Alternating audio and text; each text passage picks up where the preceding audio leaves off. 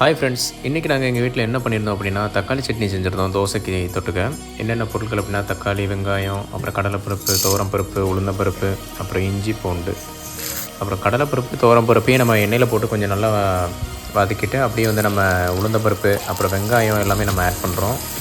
Add பண்ணி முடிச்சோடனே வெங்காயம் நல்லா வதங்கினதுக்கப்புறம் தக்காளி ஆட் பண்ணியிருக்கோம். தக்காளி ஆட் பண்ணி முடிச்சோடனே இஞ்சி பூண்டு வந்து ஆட் பண்ணிடுங்க. நல்லா ஸ்லைஸாக கட் பண்ணி ஆட் பண்ணாலும் சரி, எப்படினாலும் ஓகே தான். அப்புறம் வந்து உரப்புக்காக மசாலா பொடி அந்த மாதிரி போடுறோம், இல்லை வத்தலும் வந்து யூஸ் பண்ணிக்கலாம். அப்புறம் நல்லா வதங்கின உடனே வந்து அவ்வளோதான், சிம்பிளாகவே வந்து நம்ம மிக்சியில் போட்டு அரைச்சி எடுத்தோம்னா வந்து ஒரு சூப்பரான டேஸ்டியான தக்காளி சட்னி வந்து ரெடி.